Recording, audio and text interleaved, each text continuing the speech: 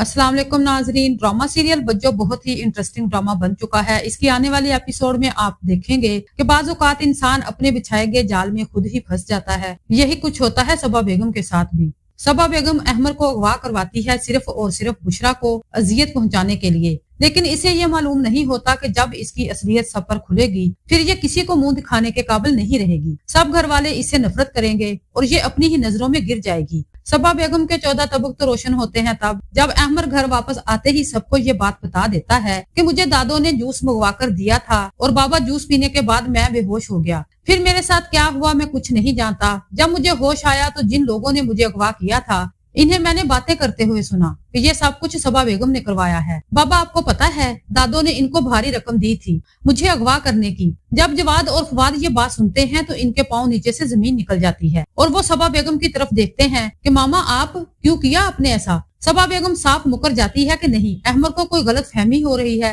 तो अहमर कहता है कि मैंने सारी बातें इन लड़कों की सुन ली हैं, आप झूठ बोल रही हैं, आप गंदी दादो हैं, इसी वजह से तो आप मुझे अच्छी नहीं लगती। जवाद कहता है कि बस मामा मैं आपकी कितनी इज्जत करता था और आप इस हद तक चली जाएंगी तो मैंने कभी सोचा भी नहीं था। आपने मेरे ही बेटे को निशाना बना लिया।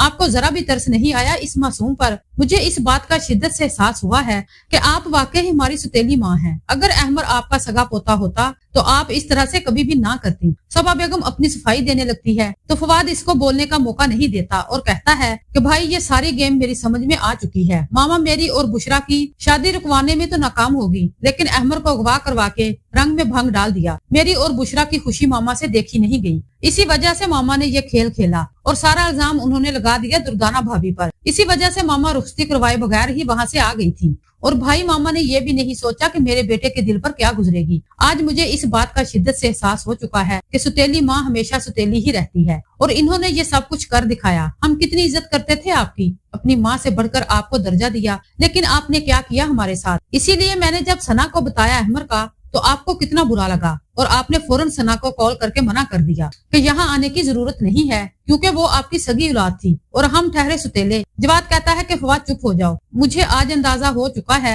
सबा बेगम की मुनाफिकत का। ये बात सुनने के बाद तो सबा बेगम की आंखें खुली की खुली रह जाती हैं कि जवाद तो मेरी मुट्ठी में था, अब सब कुछ खत्म हो गया। और सबा बेगम को जिंदगी में पहली बार अपनी गलती का एहसास होता है कि शायद मुझे ऐसा नहीं करना चाहिए था। अहमर बच्चा नहीं है जो बात को समझ ना सकता। इसने सारी बात इन लोगों को बता दी है। अब ये लोग मुझे वो इज्जत नहीं देंगे और ना ही मेरी कोई अहमियत होगी इनकी नजरों में। ये मैंने क्या कर दिया, मैंने खुद ही अपने पाँव पे कुल्हाड़ी मार ली। मैं तो बुशरा और दुर्दाना को नीचे दिखाना चाहती थी। मैंने तो ये कुआं इन दोनों के लिए खोदा था, लेकिन मुझे क्या पता था कि मैं खुद ही इसमें गिर जाऊंगी। सबा बेगम बहुत ज्यादा परेशान हो जाती है और सोचती है कि अगर इस बात का सिकंदर को पता चल गया, इसके सामने मेरी और सना की क्या इज्जत रह जाएगी। वो तो सना को ताने देगा कि तुम्हारी माँ इस हद तक गिर सकती है, मैंने कभी सोचा भी नहीं था। क्योंकि सिकंदर को तो पहले ही सबा बेगम की असलियत का पता था कि ये किस नेचर की औरत है। सबा बेगम फवाद और जवाद के सामने हाथ जोड़कर खड़ी हो जाती है और कहती है कि मुझे माफ कर दो, मैं तुम्हारी मिन्नत करती हूँ सिकंदर और सना को इस बात का पता ना चले। अगर इन लोगों को इस बात का पता चल गया तो मैं जीते जी मर जाऊंगी और मेरी कोई भी इज्जत नहीं रहेगी मेरे दामाद और बेटी के सामने। फवाद कहता है कि वाह मामा वाह, आपको अभी भी अपनी ही बेटी की परवाह है और हमें जो इतनी परेशानी आई अहमर की वजह से और हमारी शादी का फंक्शन भी आपने बर्बाद कर दिया, इसकी आपको कोई टेंशन नहीं। जवाद कहता है कि फवाद छोड़ो, इन्हें हमारी टेंशन क्यों होने लगी, इन्होंने तो हमें अपनी औलाद समझा ही नहीं,